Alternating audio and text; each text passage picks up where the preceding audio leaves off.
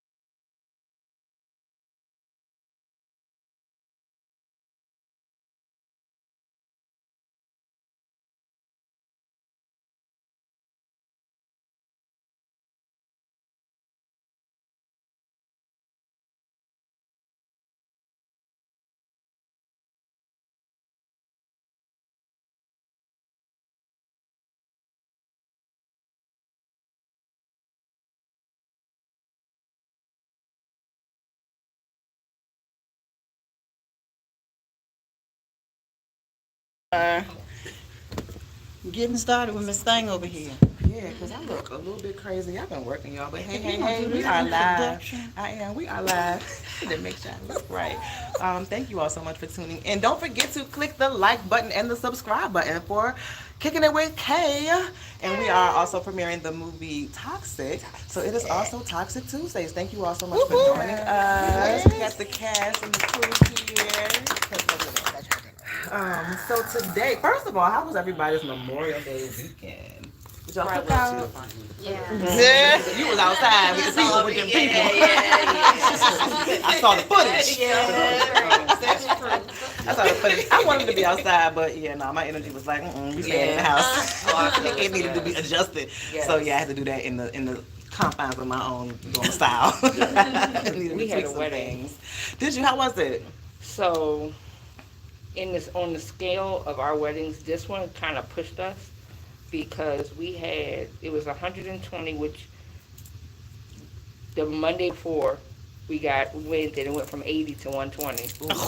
So that was that. That's how that went. And then 65 of the guests were all CrossFit trained. So when I tell you, they were hungry. They ate like it was clear. Like there was no the bottom of the thing was clean. That also confirms again, which we all knew that it was good. And the fact that we were able to feed them, like we had people who were able to come up for thirds. Like we had enough food. Oh, that's good. Where they literally the husband and wife called us that next morning and were like, people are still talking about it and thank you. Yeah, they came out Thursday. Right. They cleared. They didn't want the bride and groom. Was in the car. Right. They didn't want the bride and groom to have no leftovers. Usually you get a little bit. They was you get the flavors and Mm-mm. Y'all don't need to take this on. Well, that's good. I'm glad that went well for you. So, we know you be feeding the people, chat. that was fun. That was fun. That's good. Tell them where to find you for your food. So my website is Common Sense cuisine with an S.com. That's like, cause Common sense cuisine with an S. yeah, Common Sense Cuisine. So if you say it, people don't pick up the S. So it's Common Oh, Sense Cuisine with an S. Like multiple cuisines. Right. .com. That's where Oh, you the find food had to me. put a plural on it. Yes. Yes. To let you know. But yeah, it was a wonderful wedding that was Senegalese. So we did foods that were nice. traditional African, and we merged it with I love it. traditional Southern food. So it was a cool wedding. I love it. Yeah. That sounds amazing. How was your weekend? It was good. Oh, all right, moving on. Joy, how was your weekend? Come on up here, baby. It was good.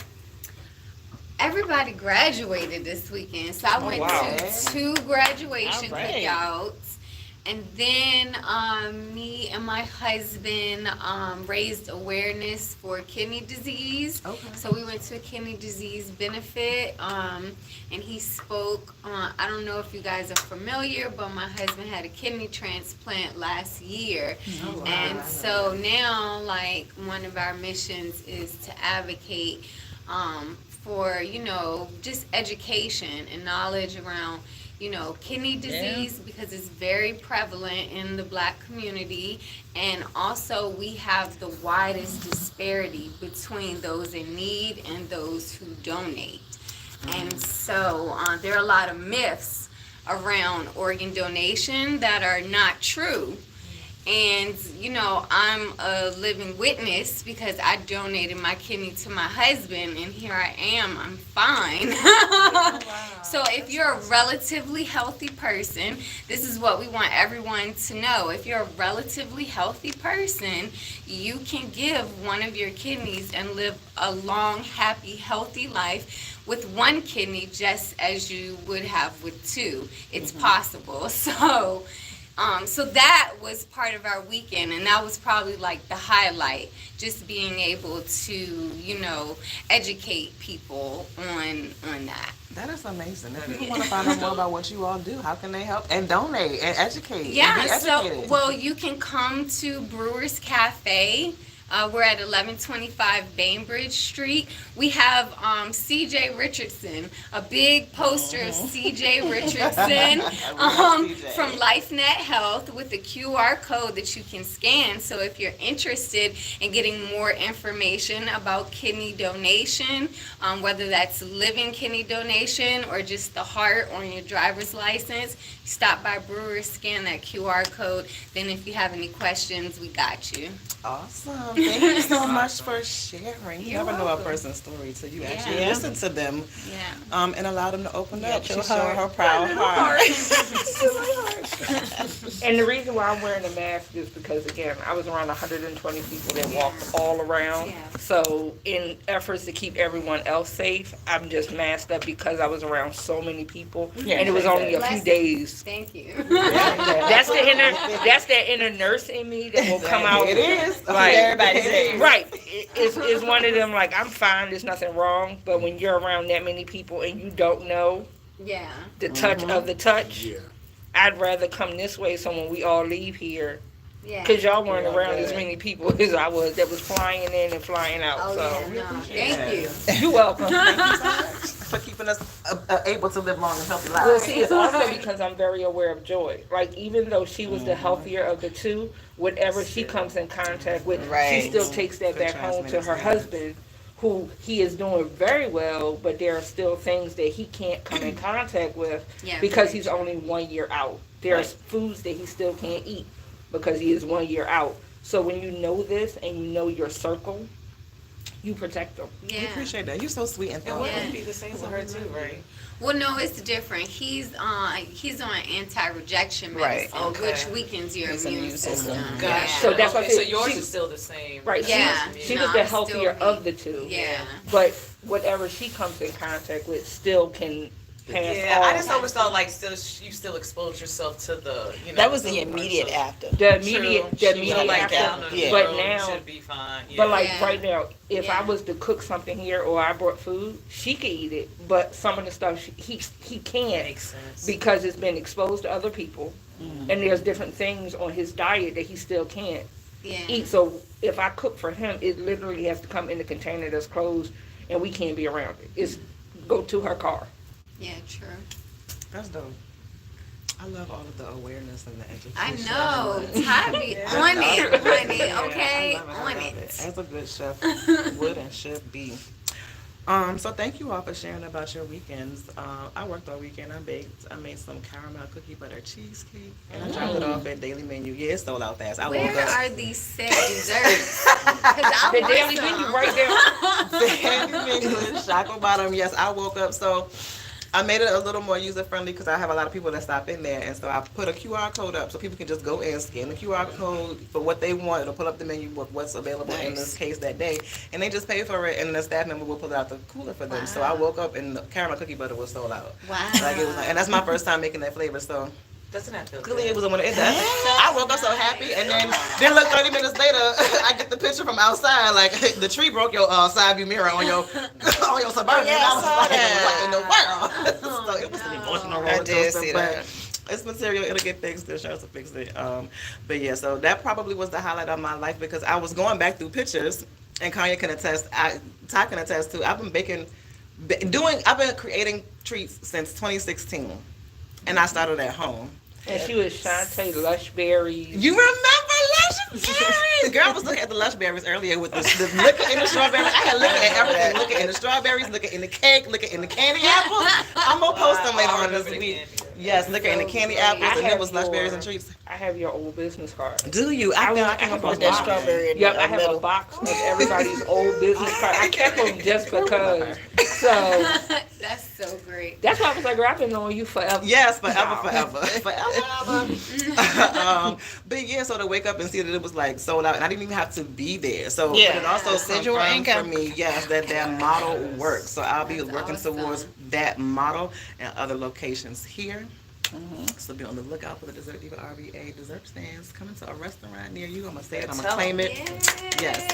So that's Yeah. all in my life. Thank you guys so much. But we are going to get into this topic today: grooming versus connecting, and it comes with a lot of toxic isms along the way. So, do we know the difference between grooming and making a connection?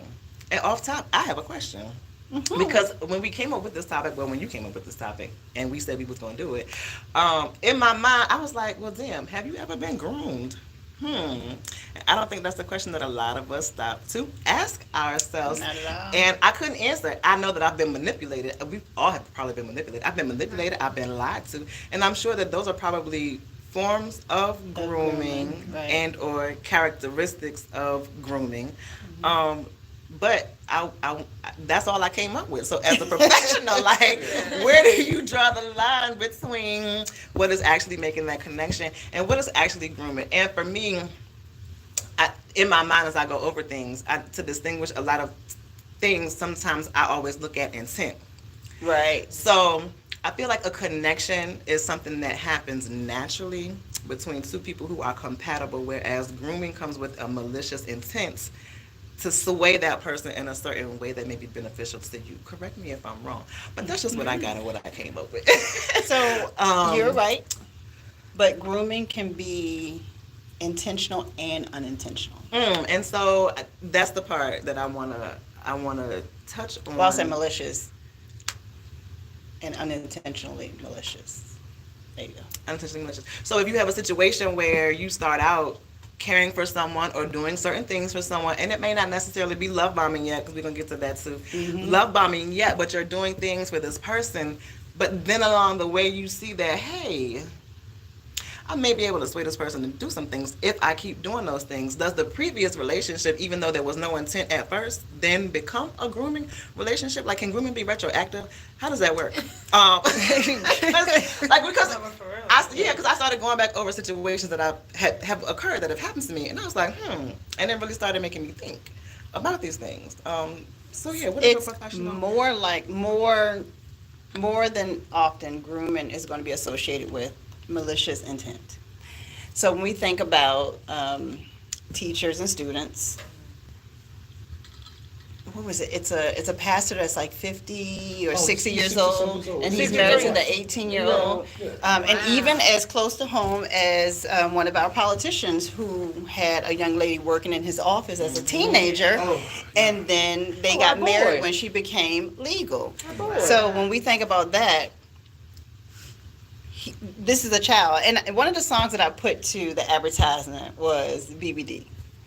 Backstage, underage, adolescent. Adolescent. So it was clear. Mhm.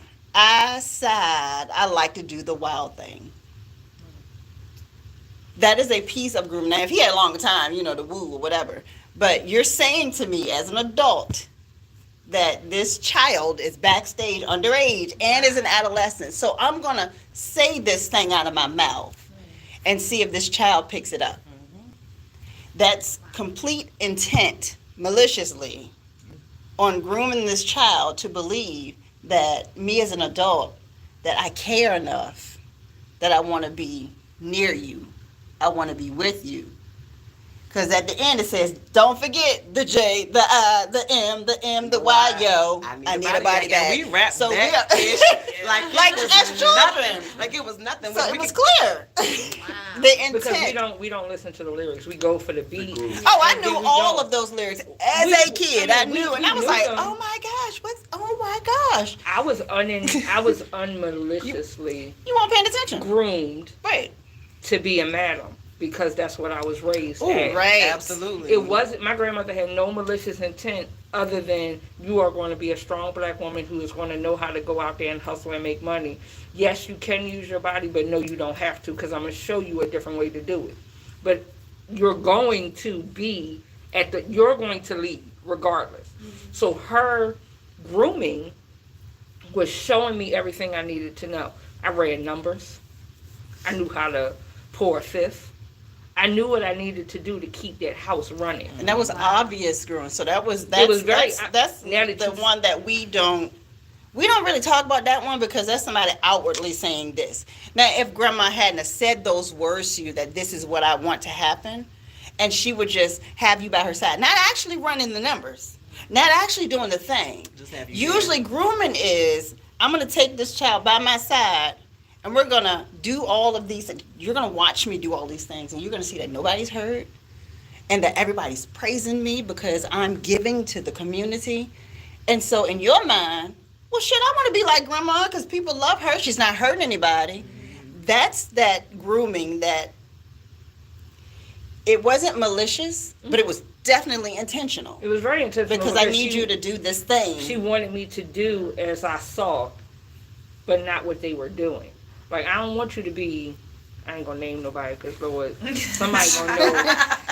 You don't want to be Madam X, Yeah, but no. Somebody gonna know I'm talking about their That's grandma or their auntie at this point, right? But the aunties that were in the house were different from the wives that were at home.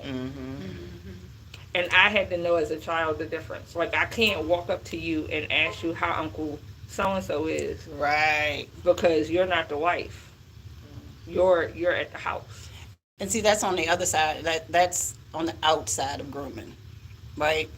The other things that you had to do, because now you're tasked with, as a child, holding secrets. Mm-hmm. So that leads to so many other places: depression, anger, acting out sexually. And that's a real thing. Everybody doesn't go and destroy buildings when they're upset. Some people literally will use their bodies, especially in that environment. Yep, Right. because that's the environment that you were in.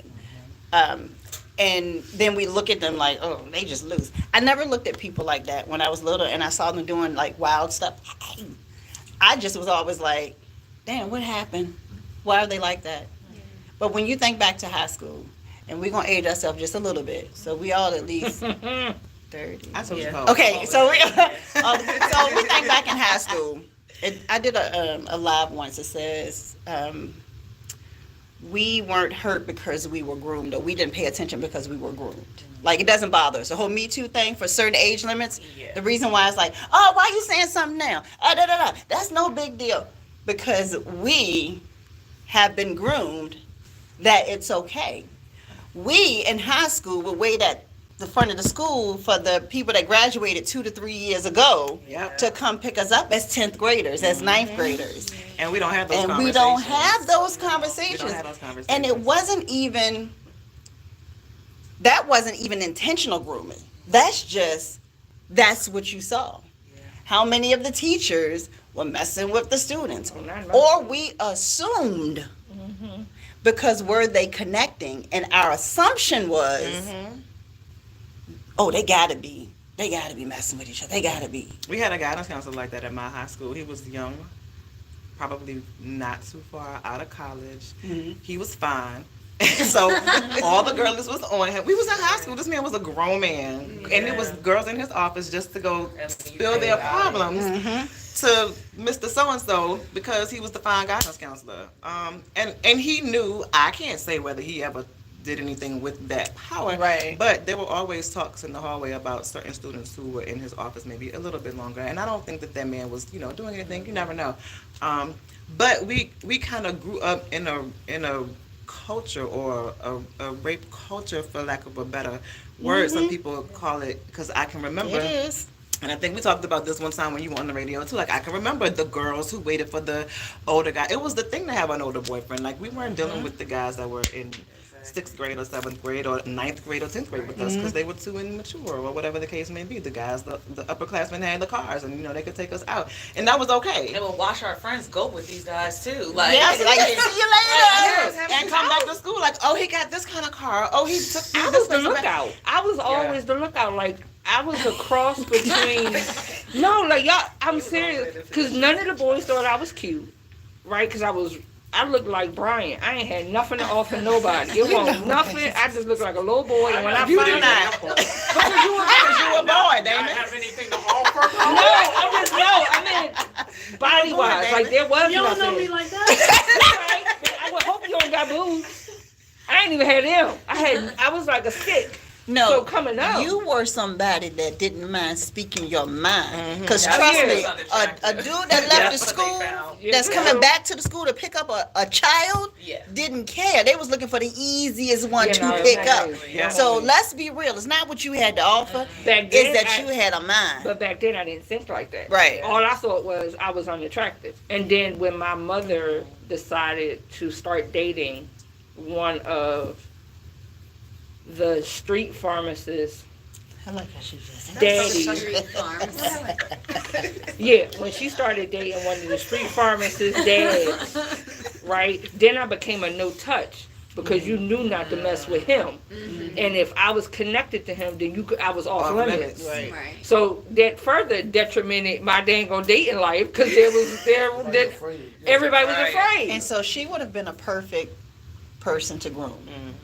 If there was a teacher, a staff member, a pastor, another adult that knew that she felt as though she didn't have anything to offer, you would be the one that they would groom. The one that just left high school, they don't have enough sense to go above what you thought. But those adults, that's all. She ain't got nothing to offer. Come in. Baby, you are beautiful. There is nothing wrong with you. How would you like for me to teach you how to read poetry so people will love you more? Oh, I would love to learn how to read. I can read. So you can just come to my house each evening. They don't touch you. They don't do anything inappropriate to you.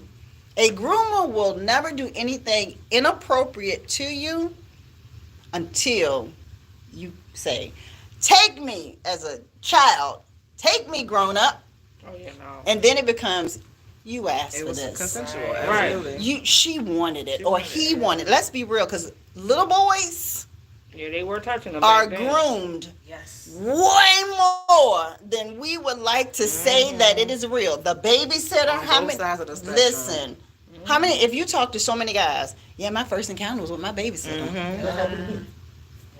There you go. And it's not talked about And it be at crazy. all. And It's then encouraged. it's crazy. Like, what? You got you a Yeah. 20-year-old and you was only 12? You mean that grown woman raped that little boy? Because that's what it was. Right. Wow. They're like, you're not a man. What you Yeah. doing? If you're 9, 10 years old, they're already encouraging you. Yeah. Mm-hmm. Why you Absolutely. complaining about like Yeah. if she wants she And wants, sometimes the parents are almost pushing Yes. these children into the arms, unintentionally, of course. Some are. Some of them, yes, Some of them absolutely, are. some are. But when I say that, I mean the single mother who has no other choice but to be at work all the time. And they take advantage of And stuff they like that. take advantage of something like that so easy. The ones that just left school, that's now a guidance counselor or a teacher, that's 20 years old, that's working with 15 to 17 year olds, so 14 to 17 year olds. They're 20.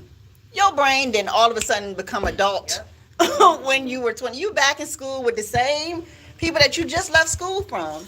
That if you felt like, oh, ain't nobody want me then, but these kids are showing me attention. Now that's where that unintentional grooming may come into play.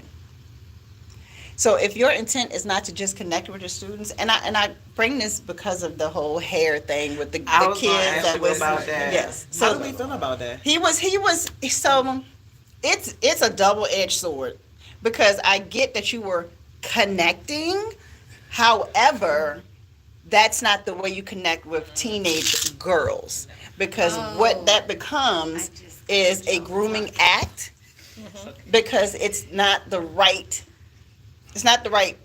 mode of connecting. 'Cause I Yes. used to train horses. We have to train horses the same way.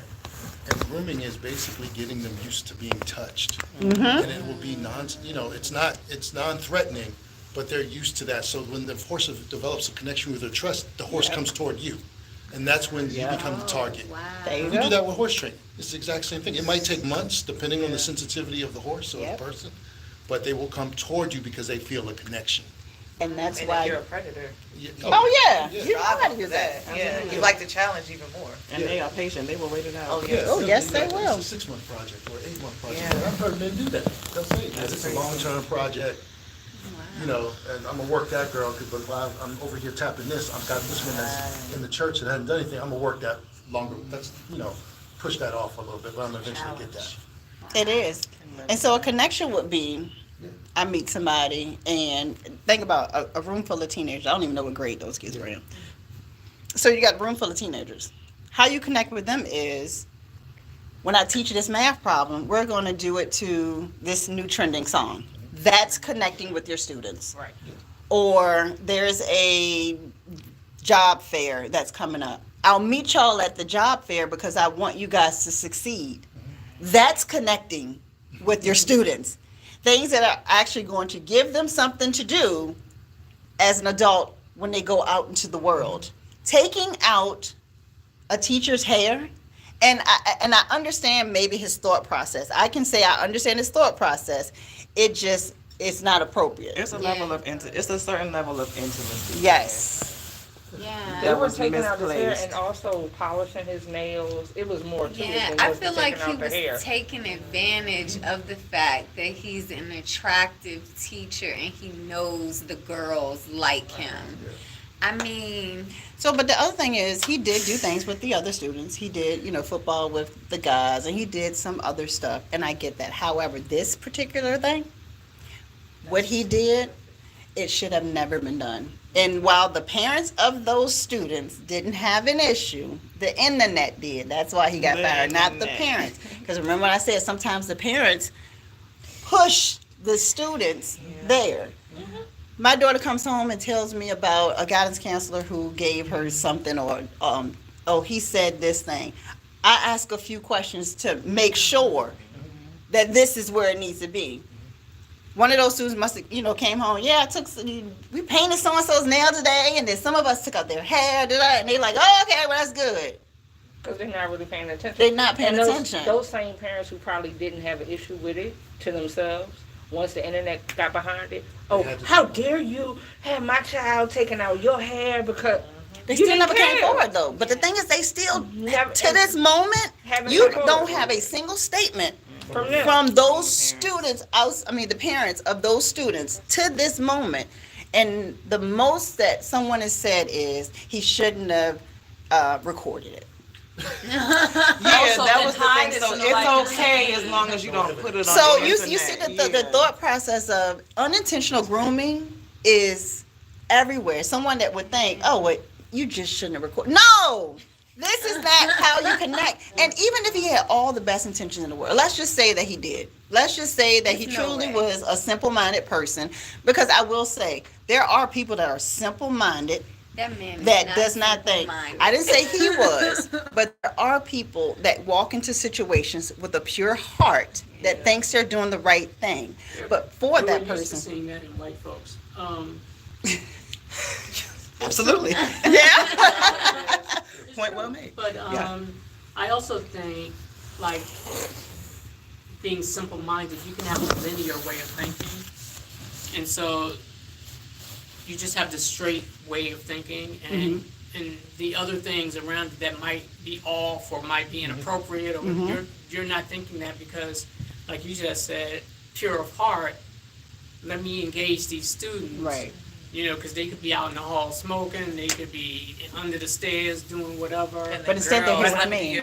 I'm keeping them here. Right. Yeah. Although this might be inappropriate, my linear thinking doesn't allow me to think it's inappropriate. Right.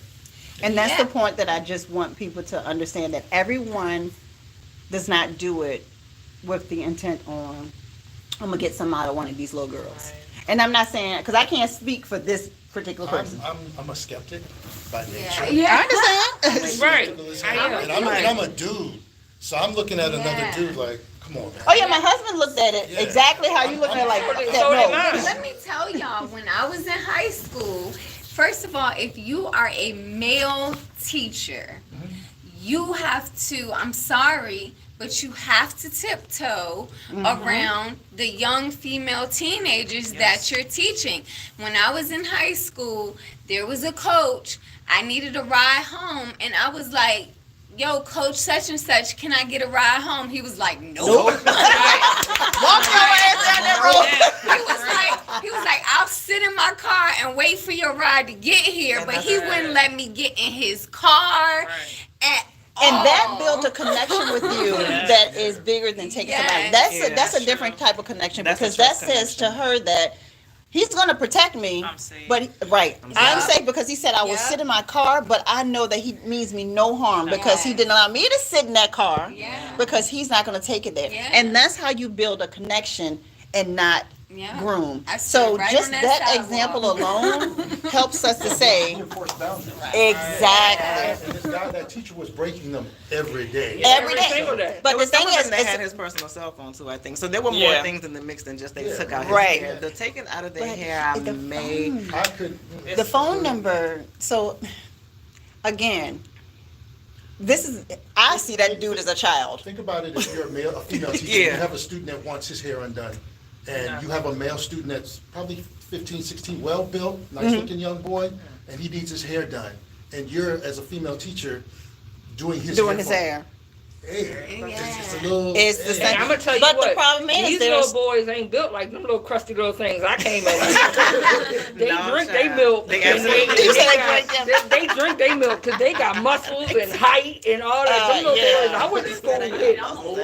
In No. the 5th grade, one of my classmates already had muscles and a mustache. In Wow. the 5th grade. Quickly, yeah. Yeah. Reggie, like Reggie had a 6th full beard in 5th grade. Like, Oh, no. but the ones I went to school with, like I said, they was They were late. late. We had a different type of similar. You know, they added No, stuff it's to the chemicals symbolize. and hormones and the food is what's Chicken. doing it. The chicken. But let me go back to Absolutely. what you were saying about the guy, because the biggest issue with that is there are female teachers that every day will show such and such walked to the classroom and I did her hair.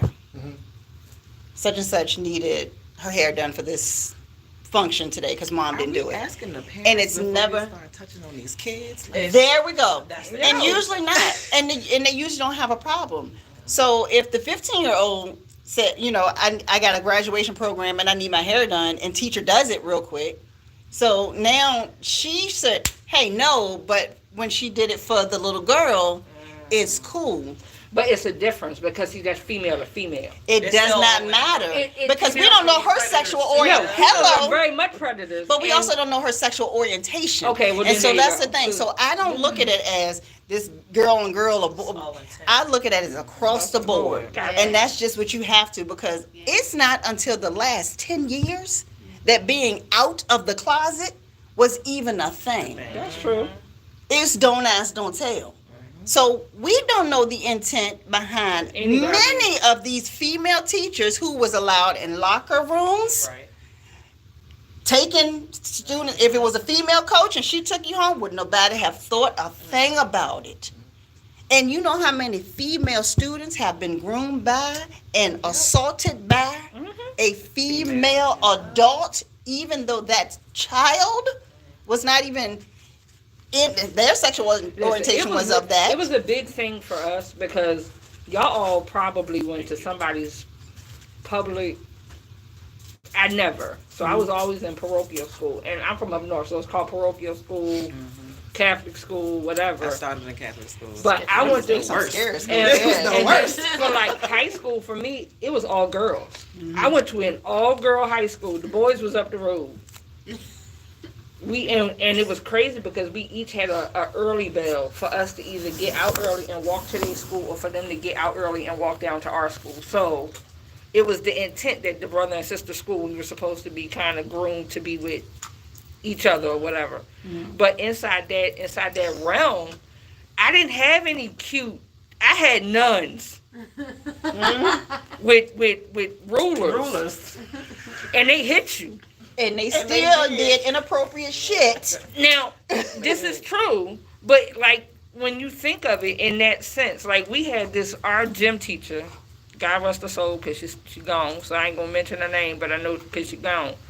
She was very, very, very butch-ish in her demeanor. Just saying. She was her, and it was one other teacher that would have been the boys in our school, because everything else, our mascot was Mickey Mouse, and it was one of us dressed up with the head on. You know what? Not Mickey Mouse. Yes, child. I told y'all what our nickname was called, the Hallahan Hoes. Like, we that's were right. like, it was horrible. But again, I didn't see it because of the upbringing that I had. Like, I knew what it looked like outwardly because of the home life, but in school, there wasn't really a whole lot of evidence of it. But in a class of 300, it was only about 60 blacks. So now we're not seeing each other anyway, because the majority of the people that I'm around don't look like me. They don't have the same issues I talking have. to each other. So we're not talking, and I'm being introduced to a whole nother way of life, because now we got this big bucket and it's full of pills, and we just trying to figure out what color to take. This ain't stuff that's back in the hood, because we ain't doing pills. Right. You Like- knew what crack looked like. You knew what weed looked like. You knew what cocaine looked like. Right. What's that pill? What's in this bowl right here? What's this? I don't know. We just gonna dump them all in and see what happens, and then you sit there and watch people. That's crazy. So I'm learning a whole different way, but nothing in the realm of sex, because all of us was just looking at each other like, your skirt ain't short enough, girl. We gotta figure out how to pin it up, because the boys coming up just. You gotta roll it at the waist. No, we had jumpers. We had the jumpers we had until- we had that one piece. We so had we jumpers had until to. second grade. Third Child, we grade, was trying to we'll get you pin a it to our skirt. socks. I couldn't wait to get me a Catholic. You had skirt. something to interject on that, so I want to hear what you got. Yeah, I just think that part of the conversation needs to be about parenting and communication as well. Yes. Yes. I mean, because Amen. none of this is new. And Right. generationally, it's been happening. But yet, kids are still unaware. You know, kids are still going out there and being groomed and don't know that they're being groomed. And Right. why? Because, The questions are being asked at home. yeah. Because I talked to my family, and both my parents said they were sexually molested when they were kids. Yeah. So with my sons, I taught them how to fight. I'm like, no one puts a hand on you, you fuck them up. Yeah. I don't have a problem. If you swing, if they touch you, you swing on them. Yeah. And don't feel bad about it. So my son started to implement that, so they haven't had that. But even my own stuff, I was taught to respect authority. Right. So it puts you in a bad position. So I started acting out in school to protect myself, so I started fighting. Yeah. And so that I developed a quick temper because of that, because I was small. I didn't grow till later. No nonsense. So Yeah, you was either on or off. Cool, yeah, hot or cold. And so that stuff that doesn't get caught. So teaching your child how to physically fight with somebody and know that this is a boundary and not be afraid to fight back. Because even if you just scratch it, maybe you can't, you scratch somebody in the face, they're gonna back up. Right. You know, you put a mark on them, they're gonna back up. And they see And you're you have fighting to be back. comfortable with that. And so that's what I learned when people were coming to me, is make a scene, throw hands, and I was small. So they would back up and they wouldn't test you again. You had the courage for that. So to the child that doesn't have the courage, that's actually teaching them what inappropriate Yeah. behavior is. 'Cause, so let's be real. We're using these big old words today, right? Inappropriate. What does that mean to a third grader? Because now they're going to say, Jan inappropriately touched me because she took the car out of my hand. I didn't like So it, so it's it's- inappropriate. Right. And there is a thing with parents saying, oh, I don't need to have sexual conversations with my child until high school. Wrong. Wrong. I will always say that appropriate age sex conversations should start as early as 3 years old.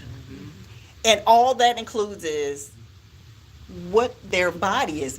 No pocketbook, no nicknames for the body, but what their actual anatomy is. That's an age appropriate conversation to have for a 3-year-old. So they can come home and say, Johnny touched my penis. Yeah. Or Miss So-and-so wiped my vagina too hard. Because now that's, okay, I'm aware, maybe I need to have a talk with this teacher. Hey, when you wipe, I need you to be a little bit more gentler, or you just don't do it at all. Or as soon as they're able to verbalize. My cousin had a baby girl, and I was like, she can't go anywhere until she's able to verbalize. Yes. You know, because, you know, I'm aware that being around strangers that you think are cool may not be cool. Yes. You know what I mean? And a child that can't verbalize, it's a problem, Yeah. you know? And that goes for like autistic children. Yes. Yes. Non-verbal children. My Yeah, son was and nonverbal. My oldest was nonverbal, but we taught him, and then it had became such a problem because now I'm active duty military. I have this child who is nonverbal. Me and my husband are being deployed. Mm-hmm. I called my grandmother because she was the only person I felt that I could trust to come and take care of my baby, because I can't leave him. No, how they say, no shade or whatever. I don't know you. Yeah. You might be having an off day, and because my baby can't talk, you gonna take it out on him because you know he the one child that ain't gonna tell on you. No, so we had to do something, and it's called a family care package in the military, where you have to put a person in place that you deem responsible to take care of your children in the event. Yeah. Right? So my grandmother became my family care package. Like, she had to be there because my son could not talk. To what Eric said, my baby was nonverbal, but he knew that you don't touch on him. Right. This boy backed him in the bathroom in school. He was in like first, second grade. Gee, that's And crazy. tried to, because he couldn't talk, my son put him in the damn toilet. I know Yes, he that's should. right. Right. You taught him how to physically Look, protect himself. because you're not going to take advantage of him just because he doesn't have auditory skills to He say can stop. see, he can hear. That's And that's all that matters. Yeah. And so when the teacher, well, he did, what did that child do to him my child. to provoke him? People don't just act out. And that's a It reality. comes from a People place. don't just act out. Just because their response is bigger than what was done, you can't control how that I person respond responds. once you traumatize me or Exactly. disrespect me or cross my boundary. And it's crazy to me that a lot of times that's what occurs. The person, because the response may have been bigger or more or louder, they get the, well, why did you do that? But no, rewind it back 5 seconds further, because like, how did we get here? Like, what was the Why were starting you point? close enough for me to punch you in your mouth? Absolutely. Why was you in my space? That part. Because why was your mouth so close to my face? That's right. Like that And part. so I developed, so acting was, well, I was always in the arts. So I did ballet, tap, all of that. I was small. I was small for a long time. And like Eric, I didn't grow up. So like till I hit like middle school, then I kind of had a little growth spurt. But now Touch the breast. I'm the one who's getting beat on because I'm the skinny, small, littlest one in the class. I developed like voiceovers. So I would, and then have a book that either said palm reading or something for people to be like, what the I heck? just act crazy. And I'm don't act leave me alone. crazy because I can't fight. I'm small. But did it So work, leave me though? alone. Did it work? So the Oh. crazy act. The crazy act came and it became know a what? split personality To the point in my neighborhood, they started calling me scattered because they was like, we don't never know what she gonna do because she a little off. And this is a nickname that if we go back to my neighborhood, people still remember because I need for you to leave me alone. You need to get up off me. You ain't gonna do this. And yes, it did work. Oh my God, is that scattered? Because I was doing stuff like long before Oprah put that junk in the movie. What you doing? What's wrong with you? Come and talk to me. And then I'm double jointed. So I could like take my arm and bring it around my whole back. So I had a whole thing and I used it. And they let you stay up in the Catholic church.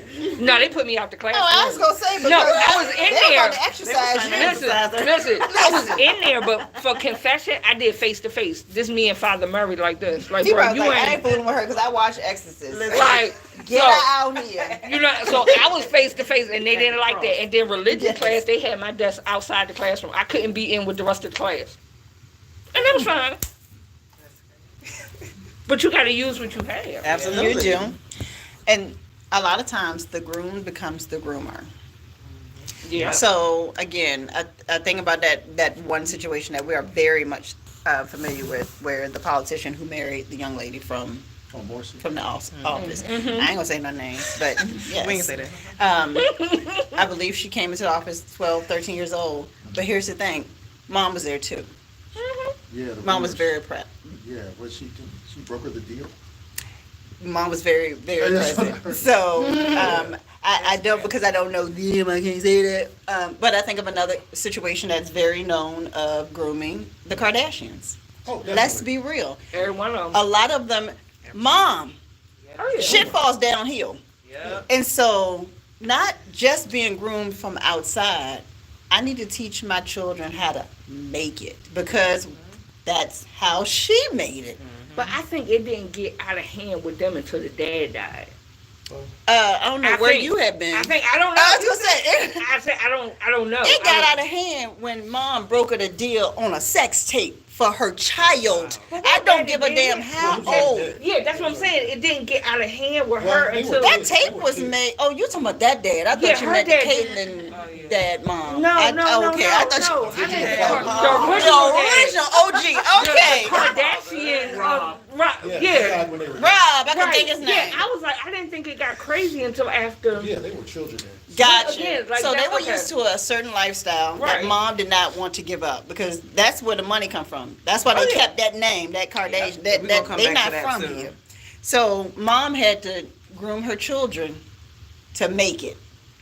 And which is why all this child star stuff is coming out, because it's opened that door to talk. People are willing to talk. Now, all these folks that were crazy, Orlando Brown, he crazy. But is he's not. been saying the same thing Not from the the very whole time. beginning. He's not crazy. He's an actor. He's He's a traumatized child Gosh, who is yes. also an actor. And it's a lot safer for him to act crazy Than it is. than it is for him to continue letting people You know how traumatize much him. You know how much that check is if you could pass. Girl, you don't know. We got the same autistic child. Listen. I be trying to record our conversation so I can take him to the office. Like, listen, this is what I'm dealing with at home. Can you please help me? Okay. And that's my baby. I love him. But yeah, we have talked about this, being on the radio, and from the R. Kelly to the Sean Puffies and the Orlando Browns, yes, and people are entitled to their own opinion. However, I am a nurse. I am an early childhood educator. I'm a mother. I'm a human.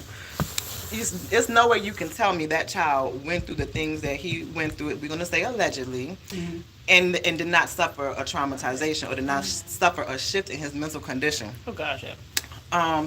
And even so recently as, I think it was 2 days ago, I had to go back and look, but I saw an interview with Charleston. Him and the little dude that made a joke out of his sexual I trauma. wanted to come through that phone and wring his neck, because how dare you?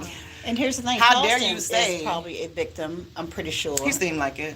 And that's what it looks like. He So seemed like it. you couldn't take it. You a dude. Like, how? That's the problem. We His don't give statement was, men "You the didn't fight them capacity off of you," and he to was a have the child. same feelings That that goes we back- as women have. It's That not goes back to fair. what you said last week. We do not create a safe space No, we for don't. our boy children or our men to be able to come to you in a moment of vulnerability and be safe. Because the next thing you do is you throw it back up in their face the minute call you them get and mad. laugh. Yeah. Or I didn't- and that's not fair. Yeah, I didn't deal with it till I was 25, and I started lifting weights just to get, because I had a cousin that was trying to molest me and my siblings, cousins when I was a kid. So I didn't tell my family because I didn't think they would handle it. And so at 25, at a family reunion, I beat his ass. You worked hard for that too. I'm I gonna beat see his it. ass on but the thing that came out of me, my family asked me why I flipped out, even though I told them what happened afterward. They were like, "Why would you do that? He family." So they sided with him. But no, why would he do that to me? He's They my did, family. that wasn't the issue. Because that wasn't the first family member. Yeah. Yeah. Because that and means they've that been keeping it they've up. been keeping it under the Yeah. rug. Because trust me, that older person did it to him. That did it to him. That did it to him. Yeah. Because the victims become the predators. And it's always that special uncle, that funny uncle, that funny cousin. That, And you know what that like, starts we just don't with? bring him around or don't let him be with the kids. yeah. Right. So I dialed back my family after that. I'm like, really? Yeah. So even You if I was have a kid to. and said something, it wouldn't have done anything. So I stayed quiet with it until I grew up, and then I handled it. And So- then And that's crazy to carry that amount of trauma for that long. And everybody doesn't get to even have that chance. But I guarantee that ass whooping was heavy because that was a lot to hold. Yeah.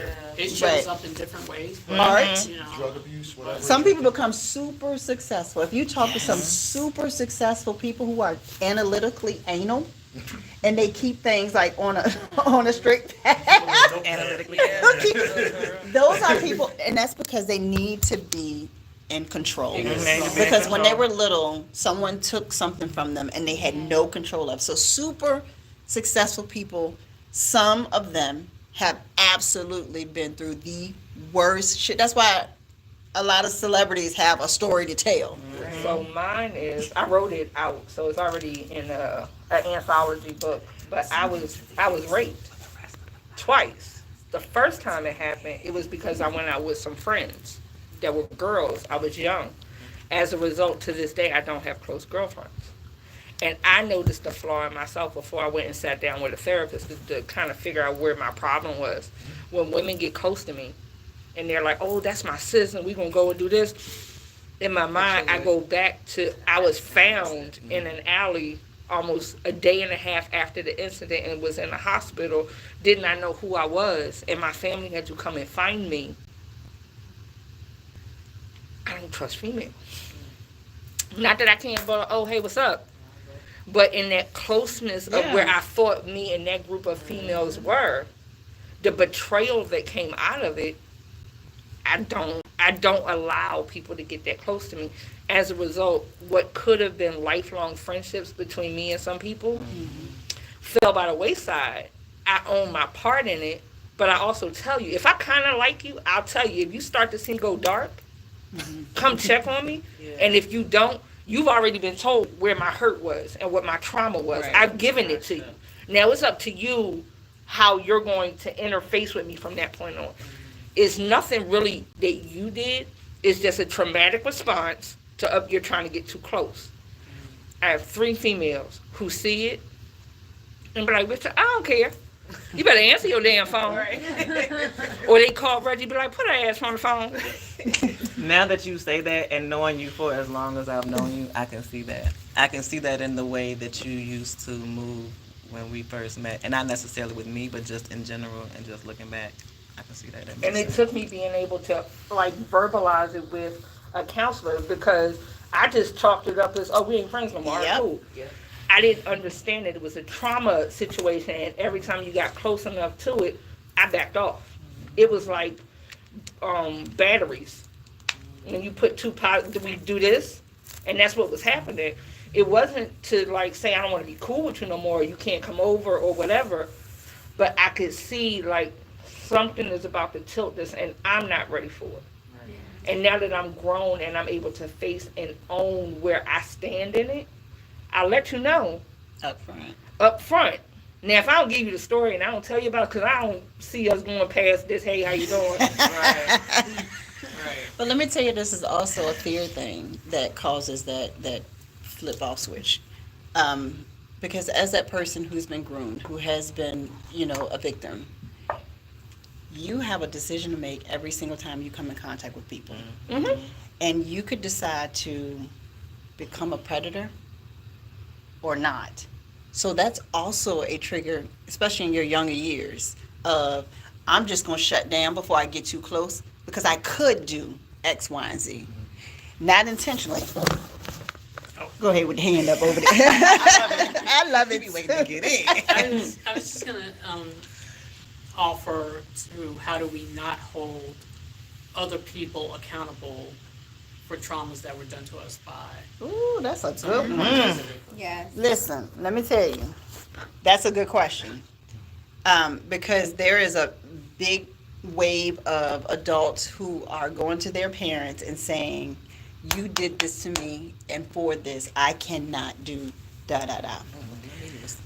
It's not to cross the leg. My mom, she's 60 something years, I don't know. I left her at 40 something, so in my world, she's still 40 something. So we like 2 years apart from each other. Same. I told my mother this the other day. And one day she either called me or she came to the house, and I think she called me and she was like, I apologize for anything that I may have done growing up that may have hurt you or X, Y, Z. And I said, whoa, let me back this up. I appreciate that you're apologizing to me, but there is nothing that you did to make me X, Y, and Z. Because at some point, I started making my own decision. I knew when I got older, you gave me all you had, all the resources and all that you knew how to do. All of us are not there.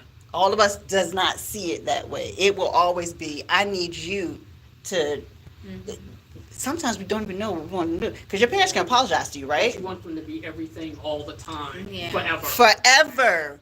And not realizing that. And honestly, parents set themselves up for that. Let me say this to the camera. I'm going to say this to y'all too. Let me say this to the camera. Your children don't need you as much as you want to be needed. So let's start there. When they're 0, 1, 2, and 3, and 4, they don't want you in their damn face all the time. They don't need you to always, oh, you failed, let me pick you up. Leave them the fuck alone. They don't need it. But you need to be needed. As a parent, you want to be wanted. And especially, and we talked about it a little bit last week, especially dad. Because dad's going to want, all this attention is over here. What about me? Yeah. So then when they become 18, no, let me go ahead, 16, 17, 18, 19, 20, and you like, all right, my job is done. They like, but you didn't prepare me for this life. You held me in this vein all of my life, and now you're just saying, go. That's not how it works. And so that's where the more of the anger comes in. It's how dare you abandon me after giving me everything.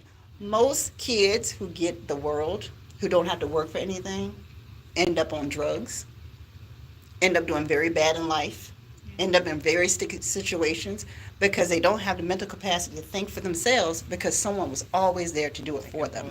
And so that type of anger does not go anywhere until you sit down and you talk it out with a professional. Because me telling my friend that, my friend probably be like, girl, your mama did what? I can't believe your daddy did this. That is so selfish. They're going to keep on encouraging it because they've probably been through the same mess before versus saying, okay, you're 30. What are you doing about it that's going to make it different? Right. So to answer your question, how do you get past that anger?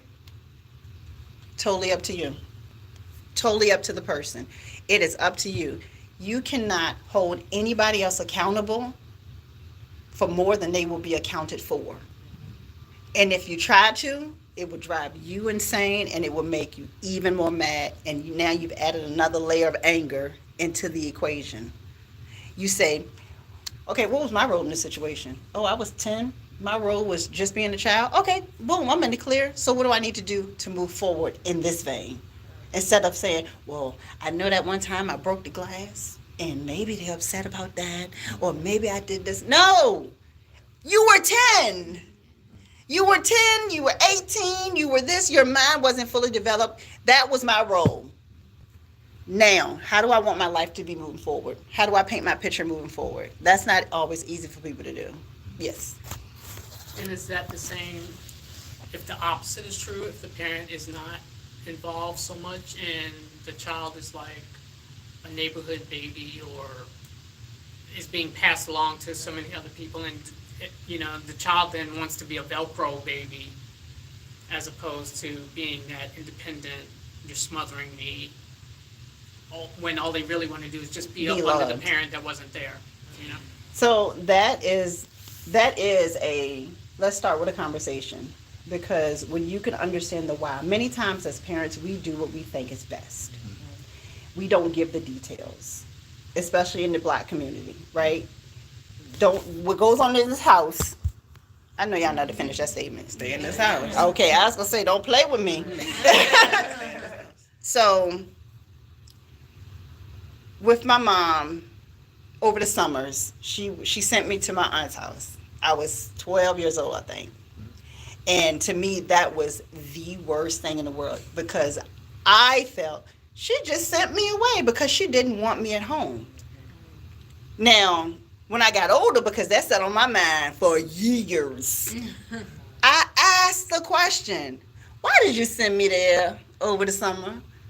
And she gave me the answer, and I was like, oh, okay, that makes sense. But we don't always ask that question, and sometimes when you ask that question, you may not get the answer. Yeah, and that's what you have to be prepared for. A lot of us grew up in You may not get to ask the children question. need to be seen and not heard, Right. and what happens in this house stays in this house, whether it's right or wrong, whether it's a grooming or it's not, it stays in the house. Or the connecting.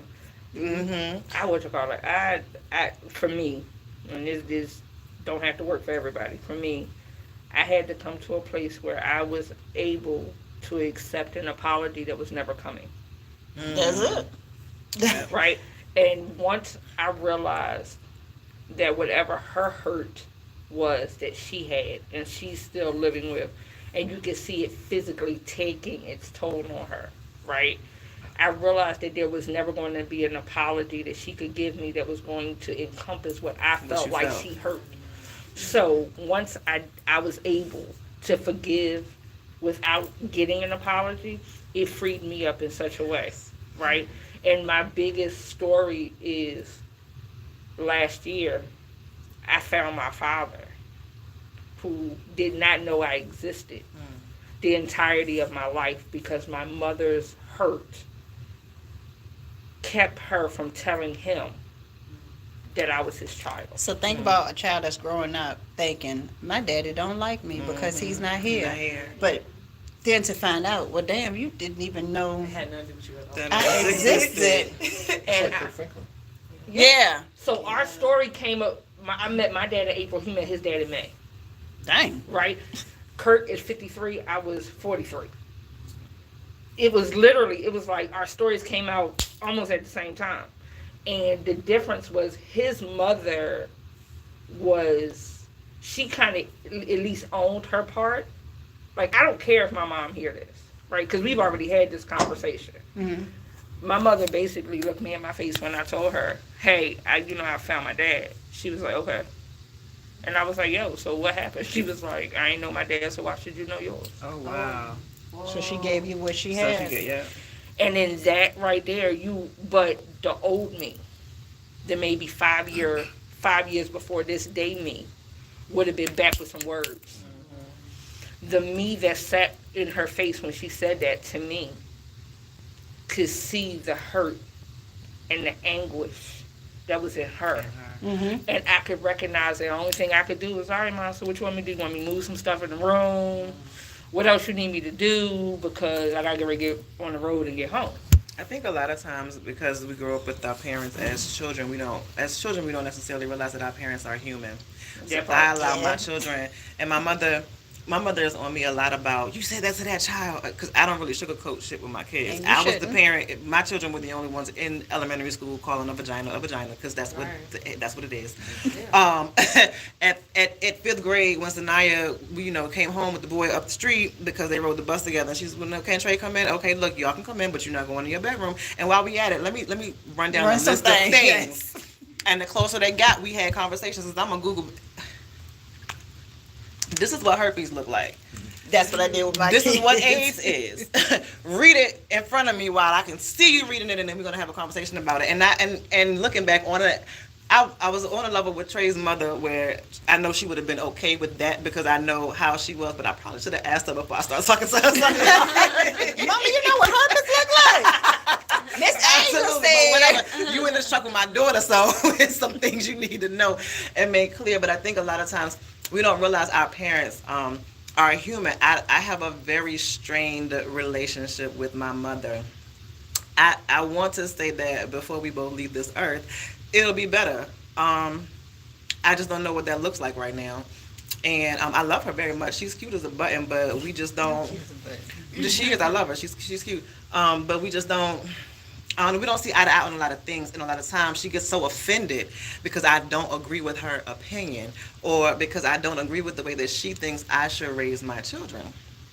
I don't, and I tell her a lot, like, you sugarcoated a lot from me. My dad, my father was me, and he was in 6th grade. Don't be a doorknob woman. Don't be a dick tease. He said that to me in those words, and I was like, but I know his mama, so I know my Granny Mill would give me a good cussing out if I needed it. Like, she would call from Delaware, like, you do what your daddy said you did, what? And so, but our parents are human, and they do absolutely give us the best that they have. There are totally books on how to be a parent, but they're written by other humans They're written by that people did the that best went and that they studied could have done. Right. And That what did they the best learned that in they their could have done. experience over Right, time. exactly. And so I think a lot of when you, like you said, when you become an adult or you get to a certain point in your life where you have to take accountability for your own mental well-being. Right. And so for me, what that looked like, I had to become okay within myself, and I had to just start the healing on the inside. And I think a lot of times, a lot of us are so busy living life and doing all the things, we don't really take time to check in, or enough time to check in on ourselves and check on our mental health. And mental health is real. It's the cliche in our community, oh, black people don't do therapy. Talk to somebody, because we all need to talk to somebody. I also think you have to learn grace, not only for the parent, but for yourself as well. Yes. Absolutely. A lot of times, especially after parents die, we develop all of the guilt about how we could have been better, how we could have done, how we should have had the conversations, how we should have done that. You have to show yourself grace, because in the moment that those things are happening, the things that you do or don't do, there's a reason for that. You're not in a place of capability, like you can't do it at that moment. And a lot of times we think we have time, like it'll work itself out at some point, and then it doesn't. It'll be going tomorrow. And then it doesn't, and then, you've developed all of this skill, but you have to show yourself grace too. And understand that the reason you couldn't have those conversations was because this thing was going on, and because we're human, we're allowed to not agree, we're allowed to fight, we're allowed to disagree, you know what I mean? Like, all of those things. And so those are part of the human experience as well. And so you have to show yourself grace and show your parents grace, or whoever your caretaker was. Getting back to the topic of grooming, though, I think that if people are like, oh, well, you should show them grace too because they were in a certain place, that is a work in progress. Yeah. The only person that you must show grace to is yourself. You can forgive whomever you like, just so you can release that off of you. But because once you start walking in the path that you want to see versus keep trying to defend what's going on behind you, you set the boundary around you. For mom, who you're not going to get this thing from, okay, well then you don't get me in full capacity. No, I'm not moving those things in your house. I love you dearly. I'm being dead ass serious. Like, for my mom did not talk to me for a long time. One time, I think I was pregnant. She came in with some bleach in my house, Miss Bleach. And I'm pregnant. I'm like, I don't want that smell. And I was like, this is my house. You can get out. She left, and I did not call. Why? Because I set my boundary around me. And when she was ready, she called. And I'm going to jump right back in it because I'm not mad. I'm not upset. I understand that you may not be able to handle the path that I want, because this is what I want. You either fit into this or I waved you from the windows, and I'm cool with that. See, I left home at 17. Well, 16 and a half going on 17. I turned 18 in the military. You know what I'm saying? I was gone. I didn't talk to my mom again until my grandmother passed away. But what I'm saying is, Right. in this When I current cut day, you off, I'm done. Like, I will. but you don't have to be done. That's the thing. Like, you don't have to be done. When I say that, I learned that. okay, I'm better now. But they just don't I'm have better. the full access to you. But see, I'm better now because, like, my husband, he was like, but babe, you only get one mom. Like, you gotta. People hold be on, laying wait, that hold on on. Then he met her. me. Then he met her. He was like, baby, I'm sorry. I'm sorry. They be like, all right, I know what know. you're saying. Like, dang. Because they're still individuals. Right. They're still gonna, you know But- what I'm saying, function how they And the used to. They reality still have is, their own you don't traumas. just get one mother. You get one person that actually birthed you. But you get plenty of them. You get some, because we think about the moms who can't have children and they adopt. Yeah, They're not moms. right. Or we think about the community mom because of the Take care kids of that everybody. don't have their mom. Are they not moms? So the whole bullshit about you get one mom as a guilt trip, as a tool of grooming sometimes, throw that shit out the window, because there are parents that will look at their children. You only get one me. You only get one mom. Hey, you you only don't know get my lines one in that dad, movie. one You better dad. stop it. Oh, did you? Okay, listen. Okay, we got toxic. Look, But that's the you don't know real me thing. with a whole hair flip. You don't know it. But that immediately turns you to, oh yeah, you right. But that's the toxic love. That's where it slides. That's It where your does. love slide, because you realize the power of your words Mm-hmm. and how you can use them on certain people to get what it is you want, which is the manipulation, which is the grooming, which takes it and it never connects. So there is no connection. It's like, make it make sense to me, because But all of it's so crazy how in this time right now, all of us between our sliding ages of 30 to 50, right? I like the slide. you did, Just yeah. like- Like what you did sliding there. age, right? Sliding age. So within our sliding ages, we are in a better place because of the generation that came up after us. Not the one before us, but the one that came up after us to show us, like, I'm not just going to take your word for it. I need to see it. They were the Thomases in the Bible, like, no, you're going to show me. Because I'm not, what you mean? Google said. There won't no Google. We had Encyclopedia Britannica. And you didn't have that if you ain't had no On the money, shelf. because you On the didn't have shelf. money for that. Right. We had Okay. the little colorful ones, and we ain't had Look. Britannica. We had the little Look. ones with the ABC colors in it. Now we have World Book. But you, I'll be on the shelf. we had the Dewey Decimal System. We had to go to the card Pull out that catalog drawer. and figure it out. It didn't match it. These kids have so much, but because of them having so much and because of them wanting to know more, they afforded us a freedom that we didn't even realize was there for us from the beginning, which is the power of asking a question. Because we are the generation of a child is to be seen and not heard. Because I said so. And because I said so, Because that I right said there. so. I've had to catch myself as a parent. I have Oh, I'ma said say it to it my because I damn children it all say it because so. I said so. Yeah. And then I think about it like you asked your mother why she sent you away every summer, and then she gave you. She gave me an that, answer. that made sense. Yeah. So maybe once in a blue, there may be times where I may, because I said so and I stand on it, but because I came up in that generation, I'm really good about giving my children reasons, and not necessarily explanations, but I need for you to know that I'm doing this for your safety, Right. and this is why. Yeah. Right. Because you might get out in the world, and I need for you to know what this looks like, and so That's this is a necessary. teaching moment. This is a teaching moment, and so. Because how else would you know? Because if Yeah. you just say, I told you. Right. And it that's- doesn't And make they gonna do it sense. anyway. Right. Because you said so. We're still gonna There's do it, no but, like, consequence. I'm gonna do yes. it anyway because Yep. you didn't tell But me you that. didn't tell me why. If I don't do it, that man that's standing at that corner is gonna snatch me, and he really don't got a dog in his car. And my son Or is the candy. child Or that you, or candy. candy. And my son is the child that you were just talking about. I see the look on his face when I say, because I said so. He like, okay. I need to And he connect walks these dots. right, and he walks off, and I'm like, son, come back. Yeah. Before they really This gonna is the figure it out on teaching their own. moment, and this is the lesson. I'm not trying to be a bitch. I'm not trying to be a hard mom, but this is what it is, and this is what it looks like, and you need to be able to recognize when you're out in the real world. Because I'm not always going to be there And I to appreciate tell you what it is. I appreciate my stance and me and Reggie's stance together, and where our children couldn't come in between us with what mom said or dad said.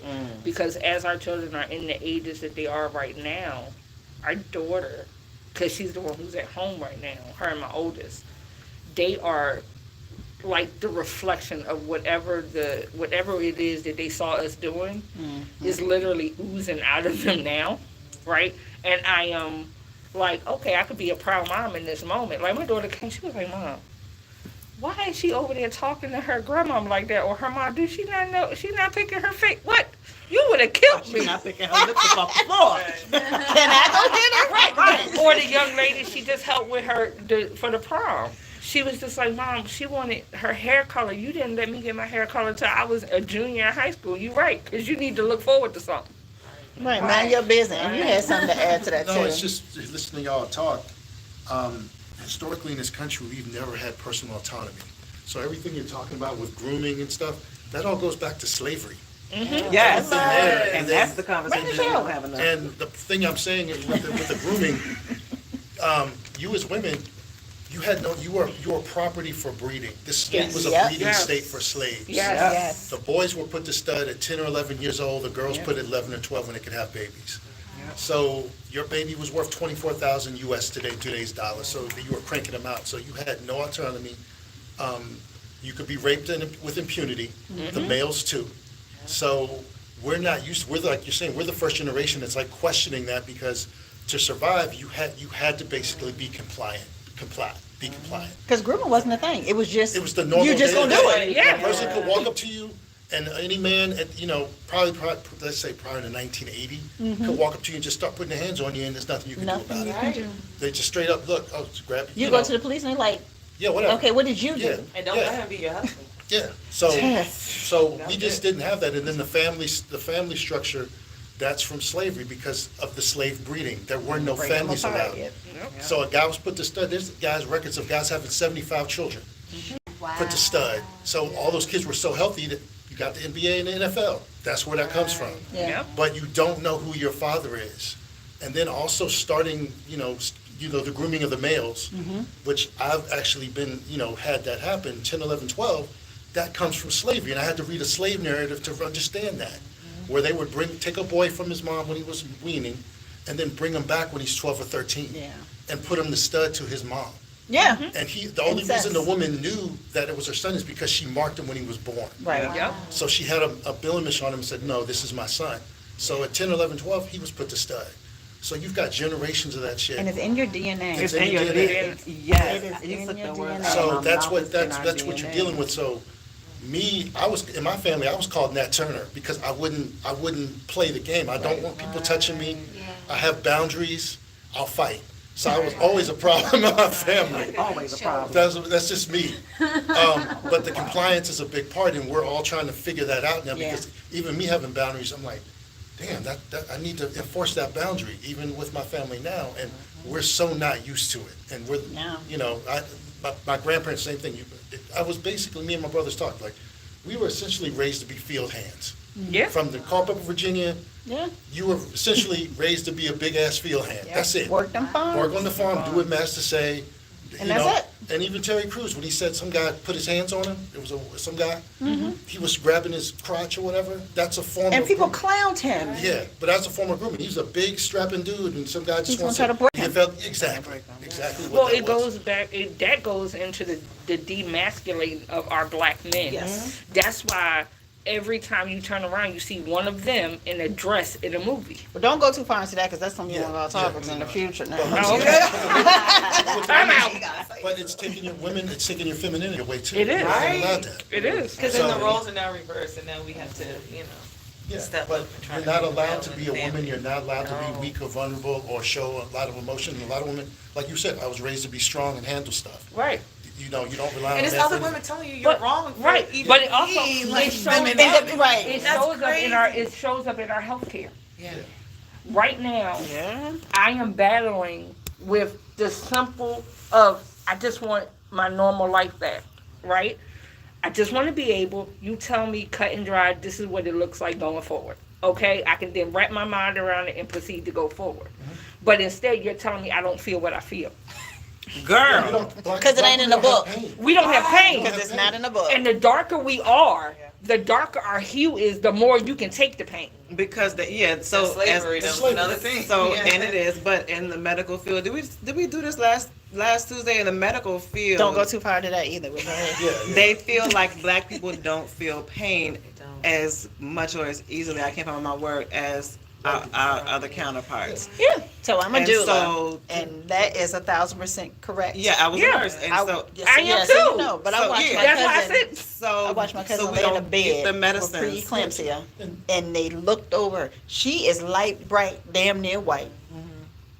So that goes to show you that darker hues are treated. But let me tell you, Either way, if they as long look as they at your know. chart and it and it says, long as says they black, know, that's I'm it. watching her, and this is before I became a That's doula. it. We were young. Yeah. Yeah. I'm watching her in the bed. Like, I know it's not right because I done had a couple kids at that point. I was like, "Are you cold?"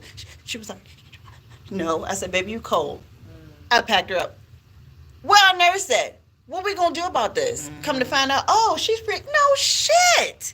And That's then you're out of not break and stuff, and normal. you're Yeah, causing my home- trouble. Girl. Right. I broke this thing. This thing was Let me shattered. show y'all this thing right here. And they was looking at me like I was crazy. Stop making that noise. He had to stand up for me too. I'm like, yo, you have a metal brace sticking out my leg with gaping holes because they wanted it to leak out. Girl, And you you're can't feel that pain. telling me that I don't have pain? At least you had a condition that they could see. It was my homegirl Demi. So my homegirl Demi, y'all know Demi. Yeah, we all know Demi. Her daughter is my baby. Shout out Demi Power. Her daughter has sickle cell. And she stays in the hospital a lot. So I went to the house last week because she had been in the hospital and they would not medicate her. And this is a child. That baby was in so much pain. So I took her some things. I know that's right. I took her some things, but I told Demi, like, let me know the next time you go because she needs an advocate. Yes. She was Yes. like, she has she has somebody that's supposed to speak for her health care. And I said, well, whoever she is, she's not advocating And they for her. are. She's not speaking for her the way that that she needs to be speaking for. She needs an advocate. I have lupus and I have fibromyalgia. I can't get disability right now because I don't see a doctor. Right. I don't see a doctor because they want me to take medicines. They want me to take medicines that were not helping me. Yep. They were not improving my condition. They were giving me hella side effects. I they got had checked. children to raise. They definitely got all the checks because Medicaid paid them very well. Yes. Okay.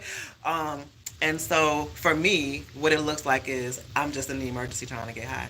I used to Yep. suffer from migraines really bad. I used to stay, like my children have been in the ambulance with me, Solomon strapped in the car seat in the back of the ambulance because it was just us, and my daughter had to call the ambulance for me. I was passed out on the floor and they still would not medicate me. They laid me in that bed for like 3 hours in pain. And that is medical grooming.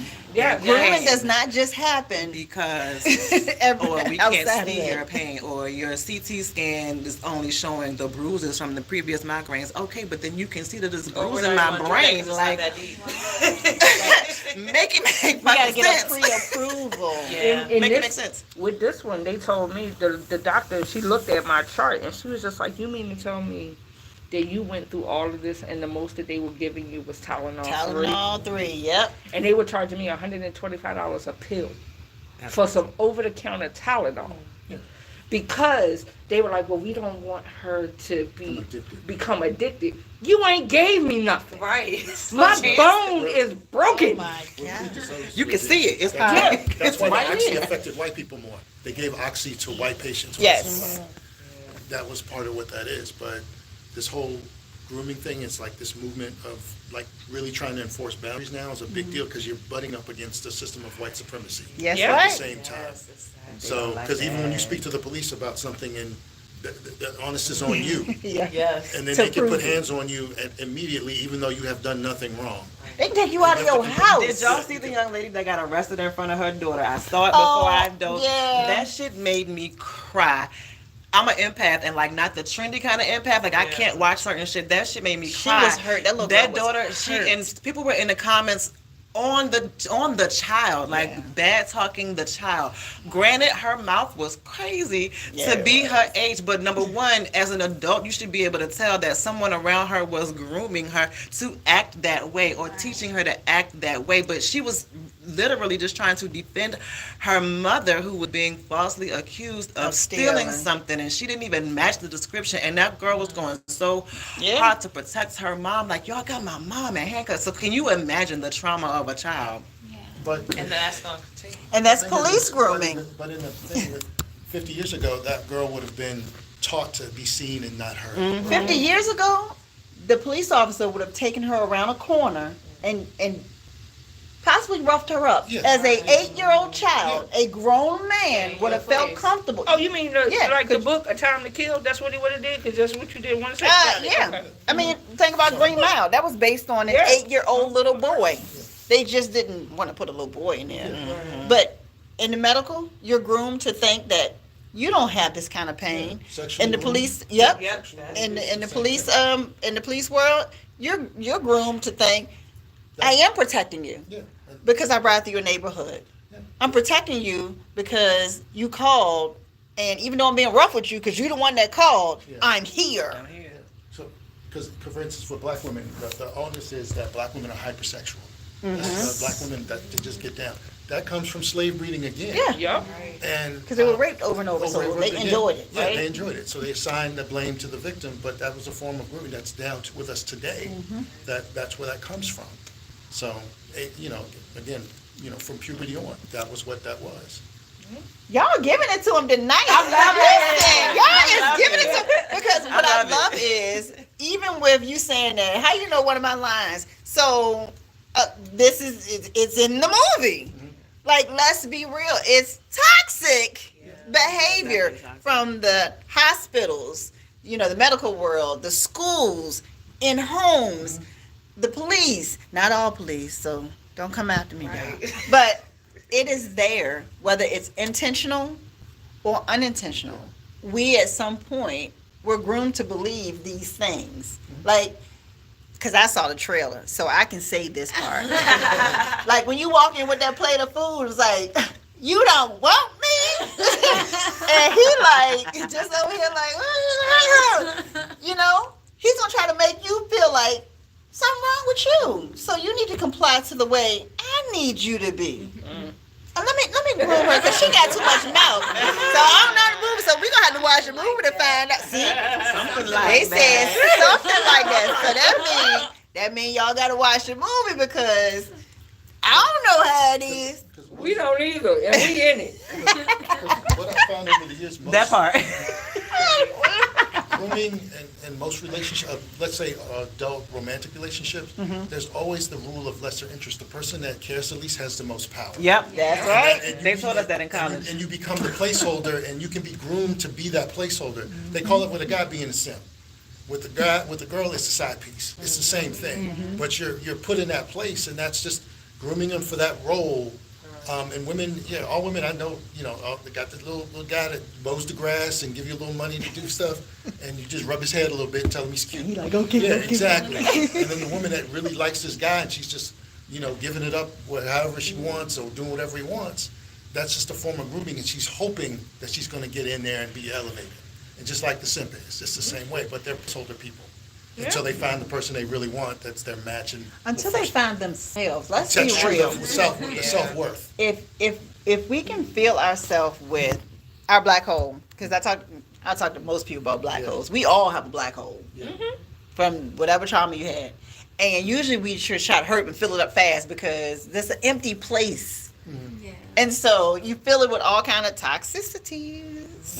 I think y'all gonna see a lot of black holes and toxic. Let me be real. Just based on It's an abyss. And look, The their title says black it all. holes is probably getting filled up with other black holes, so it's just a big old thing. So I'm pretty sure this movie is full of those black holes. So when y'all watch, Definitely being filled. see, I see what you did there. What you did there. Y'all check out Toxic. You have to you have to check this movie out, because the reality is what we're talking about and what's on that film. you'll be able to. It's totally relatable. Again, I said this And last it's week. and it's based on a true It's- story. Well, it's based on a collection of true events, but Yeah. also having the characters here, having the team here, and being able to hear from each of y'all. When you watch the movie, it gives it that much more depth. That's the biggest thing. To know these real stories of who are you, sir? I'm Eric Brown. There you go. Oh, there you go. Producer, Eric Brown. Okay, and who are you, sir? I'm Brian Dargan, producer for Toxic. Okay, and who are you, ma'am? I'm Stormy. I play the average centric female and toxic. And who are you, ma'am? I'm Joy. I play Jennifer in Toxic. She the one that had that plate of food. And who are you? I am Miss Jackson in the movie, but my name is Tanella Hall, so I play the mom. You the mom, and you are with Oh, my company? Craft Service. Craft Service. Okay, let's get it together. So, being able to hear about grooming and the toxicity and the real stories from the characters, the cast, the person behind that put it all together, it gives the movie a layer of depth that you would not have otherwise, because all you get to see most times is just the people on the screen, right? But y'all get to hear how they feel about different situations, so it's gonna hit different. So on June the 8th, that Gemini movie come out. That's at the hip. That's at the hip of the. Y'all, it's a Gemini movie. Let's be real. Toxic. There's definitely a newness to it, and I think most, if not all, people are gonna walk out of that theater. It's gonna resonate with everybody on some level. Yeah. And this is what I love, because it opens up, it's not purely entertainment value. It opens up conversations that are probably Yes. long overdue for so many people. Yeah. Right. Yeah. And the conversations are the only way that we really can truly heal, because that's how you peel back the layers to figure out Yeah. like what's really going on, and that's when you start to do the internal work. So I love what you guys are doing. I actually pulled the trailer up since we're talking about it. So if you would like, we can play it. You want to give them the trailer? This is the trailer for Toxic, you guys. I love watching it like I've never seen it before. Right? It's like it's new every time. I like the trick. Uh-huh.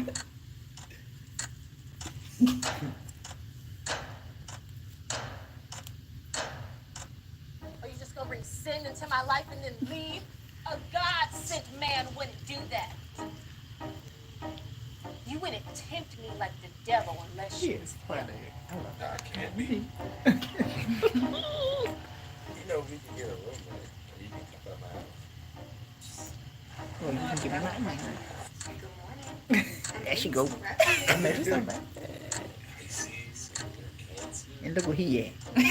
Everywhere.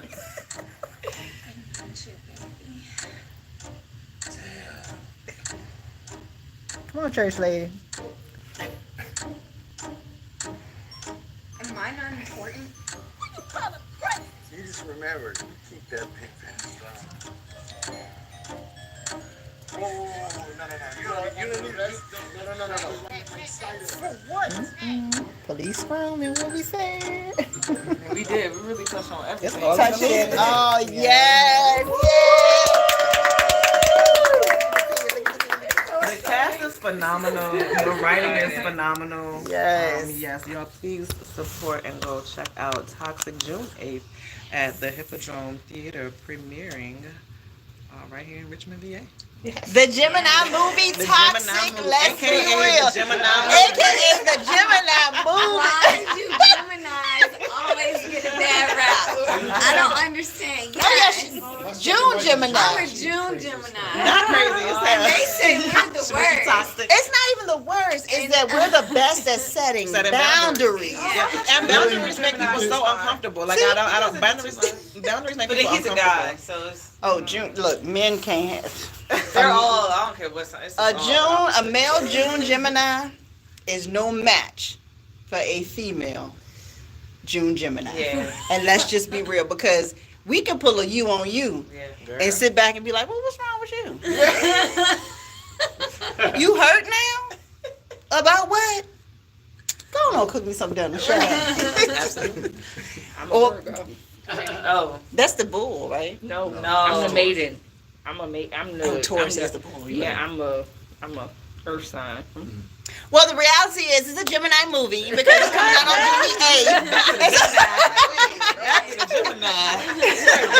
It's gonna show all the personalities of a. Right, that's right. We're not going through because it's good. Y'all made this. It's Gemini, and that's why it's coming out in June on June the 8th because it's this hashtag the Gemini movie.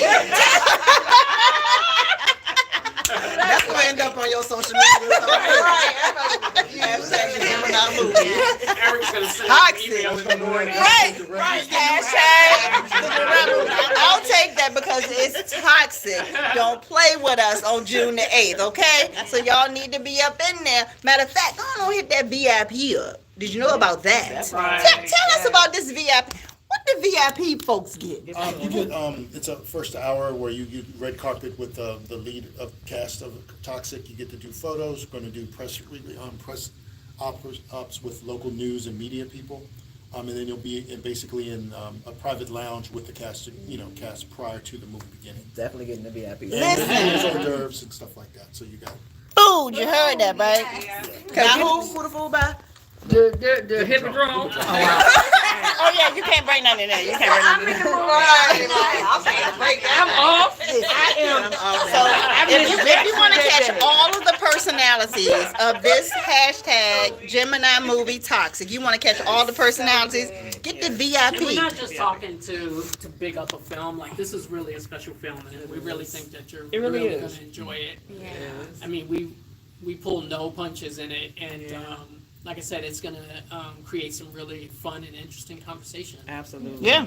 And support hometown. Let's be real. Come on, All this rich Richard. talent out here, y'all. For real though. right. It really is. Like, let's be real. I'll definitely be with the VIP ticket. I mean, not that I don't enjoy y'all on Tuesdays, but I'm gonna be in the VIP. I'm gonna act like I don't know nobody in VIP. Like, oh, nice to meet you. And I am in the movie, but I'm not a, I'm an extra. I'm in the background. So See, she grooming herself to just be. You see this, right? well, no, yes, we are, but I'm gonna be. You tried to be groom in the yourself to be VIP. less than. Let's do better. I appreciate that. Extras are so fundamental to a film, though. That's true. They don't get enough 'Cause I credit, noticed but the they dead are just space. really important.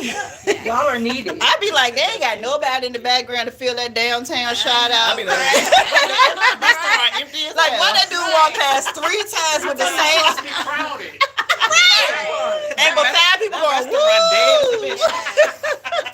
So Like, like, split screen, make 3 of me. Right. I ain't got the same shit. Listen, I am that person I'm listening, but I'm watching what's happening.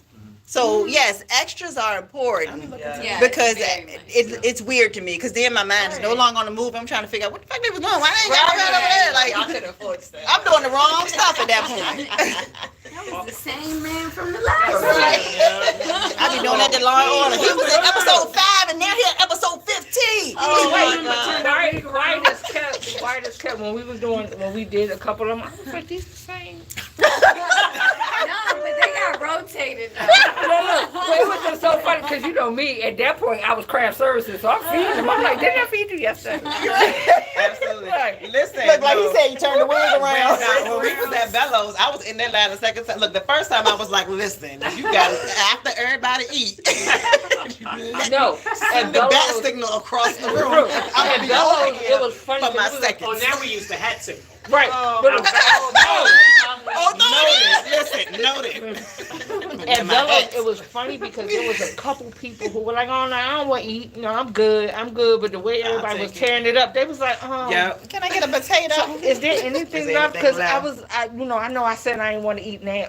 No, Nope. you don't want to eat now. I ate it. And that was on the set. That was behind the scenes at Toxic, and they was still being toxic to them people Yeah, I because they was. didn't want to eat. Look, I'm so concerned. We They had the was same character. Period. you ain't want to eat. Go in the back of the line. Right. So where y'all gonna be at on June the 8th? Y'all gonna be at the Hippodrome Theater Yes. at 3 o'clock. 3:00 The p.m. historic Hippodrome. The historic Hippodrome. That's right. You better Get there. look. I can't get Jackson right. Moore was known as- Jackson Moore was known as the Black home of the Wall. South. Yes, That's it right. was. In Yes, it 1920. was. Yeah. So it's time to get back to them road trips. We gonna get these tickets sold. Don't buy all my VIP seats. I just need show 2 up with seats. all your regalness. Yes. Yes. Dress. Dress to the nines. Look, say, best dress If gets you a can't, picture because everybody. Get at Brian, and he can instruct you on how to do so. Send me an email. I respond. Okay. He said he will get you He gonna get you together. all the Look. way. He gonna get you Is he gonna get them together? He gonna get you together. Can we just show how his glasses are always Matching everybody. Be listen. with his outfit? You're not gonna ever catch him slipping. You're never Never. gonna catch him slipping. So, if like I said, best dress gets a picture, because everybody's gonna have a camera. Now we ain't say who gonna take your picture, but the best dress gonna get a picture. So show up. But we ain't playing with y'all. Y'all haven't seen Toxic yet. Y'all don't show up correctly. Oh, turn them around at the door. Come on now. And he not gonna turn his toupee around when he do it. That is how it is. Listen, this is how the team of Toxic, the hashtag Gemini movie. This is how they roll. This is the.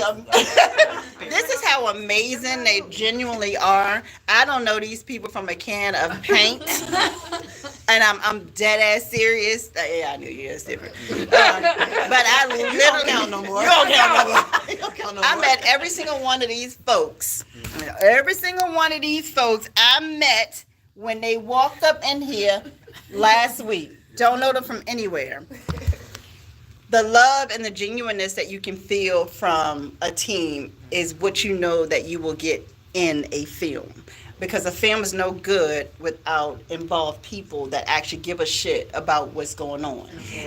It also means if they real good, that they real toxic people. But we ain't gonna say nothing about that. Actors.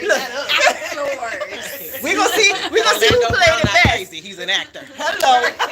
He's an actor and actress. Hello. So if they played that film to a T, I want you once it's over, if you got VIP, then you can just let them know.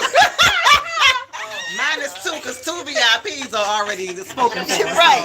So if you're in VIP, you can turn around and be like, oh, you played that role good. Now, if you're a general admission, you can say it too. Just say it online. And it's okay. It is perfectly okay. They can yell up. After the movie. Yep. Look, you can put it on a sign and hold it up. That's not toxic at all. Look at you. Anything anybody want to look, I'm taking no drink. Go ahead, do your show. Girl, you good? We was rolling, but unfortunately, we have come to our time though. Yeah, it be flying when you have fun, girl. Yes. That toxic fun. Yes, I want the conversations to continue. So we can't give them too much in each episode. We gotta keep them wanting a little bit more, and keep it, keep it fresh and interesting. But I do want you one more time to please let people know. We're gonna start with you, Eric. Please let people know where they can find you, follow you, and again where they can get the tickets from Toxic. And then we're gonna go to Brian and move around before we say our pieces, our good nights. Yeah, Say Eric goodbye. Brown, you can reach me at cinnamonbrownentertainment.com, and then my IG is Cinnamon Brown Entertainment also. And when they coming to see that movie? June 8th, At 2 And they, p.m. 2 p.m.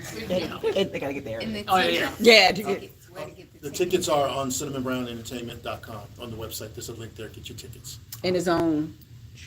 June 8th. Because it's a Gemini movie. Go ahead. It's a Libra movie, and we're sticking to that. Okay, I'll take that. That's that. Look, that's that toxic behavior. Admittedly. No, I'm Brian Dargan. I'm a producer for Toxic, and you can find me on Instagram under Brian_David_actor. And that's with 2 eyes. 2 eyes. Brian, Brian, and the film is June 8th at the Hippodrome. There you go. And get at them if you need wardrobe. Yeah. I'm Stormy Williams. You can find, thank you. You can find me on Instagram at EmpressStorm444. I believe it. And on Facebook at Stormy Tiffany Williams. Yes, that's my name. Please don't ask me or say anything. That's great. I'm Joy Sarah Brewer. You can find me on Instagram at Joy Sarah 6, the number 6. She a Gemini too, y'all. I'm gonna act up at the premiere too. I know that's right. So y'all gotta get VIP to see it. You got to see her act up. So I am Chef Ty Hall on all platforms. She's arrogant too. I am Chef Tahoe on all platforms. That's IG, Facebook, and that was a whole lot of Go my ahead. face. Jeez. Yeah, it was. All right, but no, it's Chef Tahoe on all platforms, and my Ty is spelled with an E. So Chef TYEHALL on all platforms. You can reach me for most things related to food. I do craft services very well, and then I do dinners. I don't do meal prep anymore. So, yeah, anything else related to food, or if you have a question, if you want to know where your food should come from, give me a holler. That's what I do. Or if you want to see what her next role is. Oh, Lord. Yeah. Oh, yeah. We need to speak on that. I need to talk to you too. Y'all can't get that behind the scenes. We're gonna have to cut this off. You gotta So subscribe to the Patreon to get the hello. behind the scenes, And okay? listen, you may be able to catch some tea if you in VIP. I'm just saying. I love it. I love it. I love Because it. if I'm in there, I'm gonna be talking smack and make other people talk smack. We're gonna give them a few drinks and stuff. But I'm cutting my YouTube back, y'all. Y'all can't have this. The rest of this YouTube, I'm gonna have to show y'all where to go for the rest of it. Bye.